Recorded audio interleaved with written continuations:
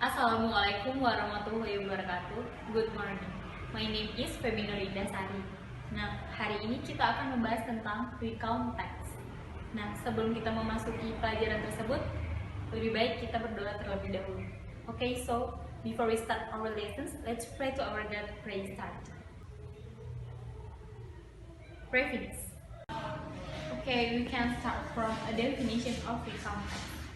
Recount text is a text which recall events or experience in the past. Nah, jadi definisi dari recount text ini adalah sebuah teks yang menceritakan tentang pengalaman atau peristiwa seseorang yang terjadi di masa lampau. Sekarang kita masuk ke poin B. The purpose of recount text.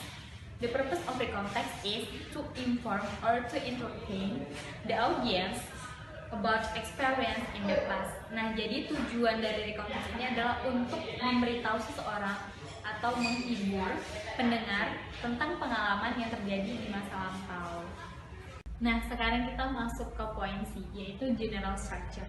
General structure of recount text itu ada 3, yaitu orientation, events, dan reorientation. Nah, orientation, introduction of the story. Nah, introduction ini adalah pengenalan nama, tokoh, tempat, dan kapan peristiwa itu terjadi. Nah, ada event. Event tell what happens in a chronological order. Nah, event ini berisikan tentang runtutan kejadian yang terjadi pada pengalaman kita. Nah, terakhir yaitu reorientation, closing of the story. Reorientation adalah penutup dari cerita dan ada juga kesimpulan dari cerita tersebut. Nah, sekarang kita masuk ke poin B, yaitu language features. Nah, di sini ada A, using simple past tense. Recount text ini menggunakan simple past tense, yaitu dengan rumus subject plus verb to plus object or complement. Nah, next, introducing personal participants. Contohnya yaitu I, my family, and etc. Next, using chronological events. Example, birth, done, etc. Nah, next, linking verbs. Example, was, were, saw, etc. Di sini kita telah memiliki contoh dari tentang gunung. Di sini saya mengambil Gunung Bromo sebagai contohnya. Nah, ini adalah sebuah cerita yang sudah berdasarkan dengan general structure-nya, yaitu orientation, event, dan reorientation. Di sini saya akan menjelaskan dan membagi mana sih bagian yang orientation, mana yang events, dan mana yang orientation. Nah, di sini kita masuk ke orientation-nya dulu. Nah, di sini teksnya telah menjelaskan last week I went to Mount Bromo.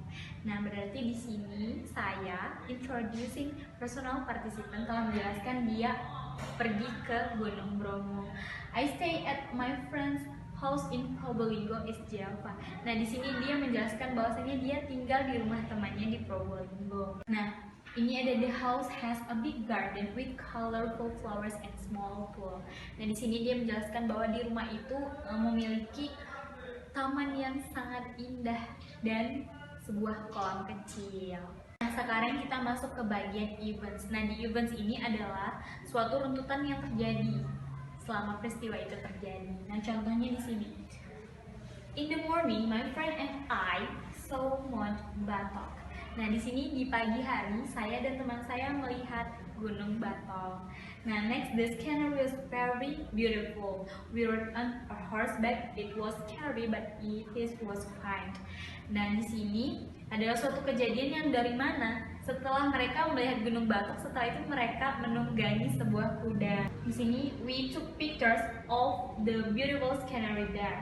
After that, we took a rest and had lunch under a big tree. We went home in the afternoon. Nah, setelah mereka menunggangi sebuah kuda jalan-jalan di gunung, mereka pergi untuk makan siang dan kembali ke rumah pada sore hari. Itu termasuk events, yaitu runtutan yang terjadi selama kegiatan itu terjadi.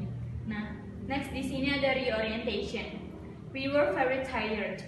However, I think it was really fun have a holiday like this. I hope my next holiday will be more interesting. Nah, di sini dia menjelaskan bahwasanya hari ini adalah hari yang sangat melelahkan, tetapi itu sangat membuat dia sangat tertarik untuk kembali lagi liburan. Nah, di sini sudah berisikan kesimpulan dan penutup. Nah, maka dari itu inilah general structure of recount text, yaitu orientation, events, dan reorientation.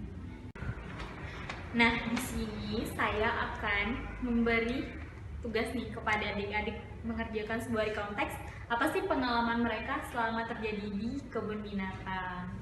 Nah, bisa dikumpul di minggu depan ya. Nah, jadi recount text itu adalah sebuah teks yang menceritakan tentang pengalaman seseorang yang terjadi di masa lampau. Nah, yang udah kita pelajari tadi nih, general structure-nya, yaitu orientation, events, dan reorientation. Nah, recount text ini juga menggunakan simple past tense pastinya. Nah, bagi adik-adik, selamat mengerjakan tugas yang telah Miss tadi kasih ya. Oke, see you, goodbye.